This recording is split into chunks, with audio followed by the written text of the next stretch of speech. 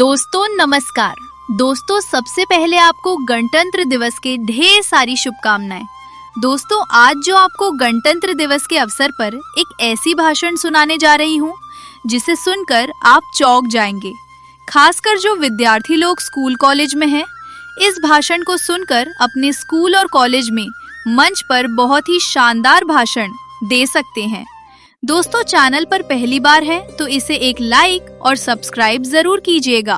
तो दोस्तों आइए सुनते हैं आज की शानदार भाषण। आदरणीय मुख्य अतिथि महोदय महोदया, मंचासीन अतिथिगण, सम्मानित प्रधानाचार्य प्राचार्य जी, आदरणीय शिक्षकगण, प्रिय अभिभावकगण तथा मेरे प्यारे साथियों, आज का यह पावन अवसर हमारे राष्ट्र के इतिहास में स्वर्णाक्षरों में अंकित है। 26 जनवरी गणतंत्र दिवस के इस शुभ दिन पर आप सभी को हृदय से हार्दिक शुभकामनाएं। आज हम उस ऐतिहासिक क्षण का स्मरण कर रहे हैं जब 26 जनवरी 1950 को भारत ने स्वयं को एक संपूर्ण प्रभुत्व संपन्न, समाजवादी, पंथ निरपेक्ष और लोकतांत्रिक गणराज्य के रूप में स्थापित किया। यह दिन केवल एक तारीख नहीं बल्कि हमारे संविधान, हमारे अधिकारों, हमारे कर्तव्यों और हमारे राष्ट्रीय स्वाभिमान का उत्सव है। गणतंत्र का अर्थ है जनता का शासन, अर्थात सत्ता का वास्तविक स्रोत जनता होती है। हमारे देश में किसी राजा या शासक की नहीं बल्कि कानून की सर्वोच्चता है और वो कानून हमारे संविधान से निकलता है। ये संविधान हमें समानता, स्वतंत्रता, न्याय और बंधुत्व की भावना से जोड़ता है। यही कारण है कि भारत विविधताओं के बावजूद एकता का अनुपम उदाहरण है। भाषा, धर्म, जाति, वेशभूषा और संस्कृति की अनेकता के बीच भारत की आत्मा एक है। गणतंत्र दिवस का महत्व समझने के लिए हमें स्वतंत्रता संग्राम की उस लंबी और कठिन यात्रा को याद करना होगा। अंग्रेजी शासन के दौरान हमारे देशवासियों ने अनगिनत कष्ट सहे, परंतु कभी भी अपने आत्मसम्मान और स्वतंत्रता की चाह को मरने नहीं दिया। महात्मा गांधी, भगत सिंह, सुभाष चंद्र बोस, चंद्रशेखर आजाद, रानी लक्ष्मीबाई, बाल गंगाधर तिलक, सरदार वल्लभ भाई पटेल, पंडित जवाहरलाल नेहरू जैसे असंख्य वीरों और विचारकों ने अपने जीवन का बलिदान देकर हमें स्वतंत्रता दिलाई। 15 अगस्त 1947 को भारत स्वतंत्र तो हो गया, लेकिन स्वतंत्रता के बाद सबसे बड़ी चुनौती थी एक ऐसे संविधान का निर्माण जो करोड़ों भारतीयों की आकांक्षाओं को समेट सके। इसी उद्देश्य से संविधान सभा का गठन हुआ और डॉक्टर भीमराव अंबेडकर के नेतृत्व में एक ऐसा संविधान तैयार किया गया जो आज विश्व के सबसे विस्तृत और प्रगतिशील संविधानों में गिना जाता है। 26 नवंबर 1949 को संविधान को अंगीकृत किया गया और 26 जनवरी 1950 को इसे लागू किया गया। हमारे संविधान निर्माता डॉक्टर भीमराव अंबेडकर का योगदान अमूल्य है। उन्होंने सामाजिक न्याय, समान अधिकार और मानव गरिमा को संविधान की आत्मा बनाया।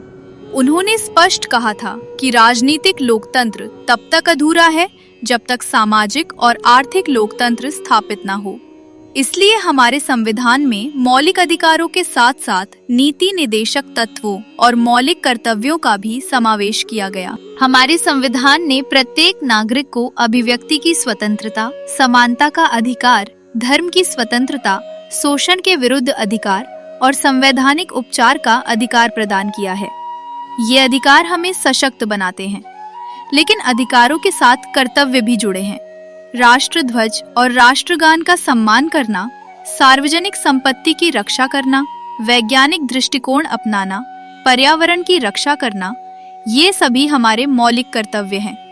एक सशक्त राष्ट्र वही होता है जहां नागरिक अपने अधिकारों के साथ अपने कर्तव्यों को भी उतनी ही गंभीरता से निभाते हैं। भारत विश्व का सबसे बड़ा लोकतंत्र है। यहाँ हर नागरिक को मत देने का अधिकार है। ये अधिकार हमें शासन में भागीदारी देता है। लेकिन लोकतंत्र केवल चुनावों तक सीमित नहीं है। ये रोजमर्रा के आचरण में ईमानदारी, सहिष्णुता और संवाद की संस्कृति से मजबूत होता है। जब हम भ्रष्टाचार का विरोध करते हैं, कानून का पालन करते हैं और समाज में सद्भाव बनाए रखते हैं, तब हम लोग भारत की सबसे बड़ी ताकत उसकी विविधता में एकता है। कश्मीर से कन्याकुमारी तक, गुजरात से असम तक, हर क्षेत्र की अपनी भाषा, अपनी परंपरा और अपनी संस्कृति है। फिर भी हम सब भारतीय हैं। ये एकता किसी एक रंग, एक भाषा या एक विचार पर आधारित नहीं, बल्कि पारस्परिक सम्मान और सहयोग पर आधारित है। गणतंत्र दिवस हमें यही संदेश देता है कि हम भिन्न होते हुए भी एक हैं। आज का भारत विज्ञान, तकनीक, शिक्षा, खेल, अंतरिक्ष और डिजिटल क्षेत्र में निरंतर प्रगति कर रहा है। चंद्रयान और मंगलयान जैसी उपलब्धियां हमारी वैज्ञानिक क्षमता का प्रमाण हैं। डिजिटल इंडिया, स्टार्टअप संस्कृति, आत्मनिर्भर भारत जैसे अभियानों ने देश को नई दिशा दी है। लेकिन इन उपलब्धियों के साथ चुनौतियां भी हैं। गरीबी, बेरोजगारी, असमानता, पर्यावरण संकट और सामाजिक विभाजन। इन चुनौतियों से निपटने के लिए हमें सामूहिक प्रयास, संवेदनशील शासन और जागरूक नागरिकता की आवश्यकता है। किसी भी राष्ट्र का भविष्य उसके युवाओं के हाथों में होता है। भारत युवा देश है। हमारे युवाओं में अपार ऊर्जा, रचनात्मकता और साहस है। आवश्यकता है इस ऊर्जा को सही दिशा देने की। शिक्षा, कौशल विकास, नैतिक मूल्यों और राष्ट्र प्रेम के साथ युवा यदि आगे बढ़ें, तो भारत को विश्व गुरु बनने से कोई नहीं रोक सकता। एक सशक्त गणतंत्र वही होता है जहां महिलाएं सुरक्षित, शिक्षित और आत्मनिर्भर हों। आज महिलाएं हर क्षेत्र में देश का नाम रोशन कर रही हैं, चाहे वो विज्ञान हो, खेल हो, सेना हो या प्रशासन। साथ ही हमें समाज के हर वर्ग को साथ लेकर चलना होगा ताकि कोई भी पीछे ना छूटे। सामाजिक समरसता ही राष्ट्र की स्थायी शक्ति है। हमारे संविधान में पर्यावरण की रक्षा को भी महत्व दिया गया है। जलवायु परिवर्तन और प्रदूषण आज वैश्विक चुनौती हैं। एक जिम्मेदार नागरिक के रूप में हमें प्रकृति के साथ संतुलन बनाकर चलना होगा। स्वच्छता, वृक्षारोपण, जल संरक्षण और ऊर्जा की बचत, ये छोटे छोटे कदम बड़े परिवर्तन ला सकते हैं। हमारा राष्ट्रीय ध्वज तिरंगा साहस, शांति और समृद्धि का प्रतीक है। अशोक चक्र हमें निरंतर प्रगति और धर्म के मार्ग पर चलने की प्रेरणा देता है। हमारा राष्ट्रगान हमें एकता और देश प्रेम की भावना से भर देता है। इन प्रतीकों का सम्मान करना हमारा नैतिक दायित्व है। अंत में इस गणतंत्र दिवस पर हम सभी यह संकल्प लें कि हम अपने संविधान के मूल्यों को अपने जीवन में उतारेंगे। हम ईमानदार नागरिक बनेंगे, समाज में सद्भाव बनाए रखेंगे और देश के विकास में अपनी भूमिका निभाएंगे। आइए हम सब मिलकर यह प्रतिज्ञा करें। हम भारत के नागरिक अपने देश की एकता, अखंडता और गरिमा की रक्षा करेंगे। हम संविधान का सम्मान करेंगे और अपने कर्तव्यों का निष्ठा से पालन करेंगे। इन्हीं शब्दों के साथ मैं अपनी वाणी को विराम देती हूँ। जय हिंद, जय भारत।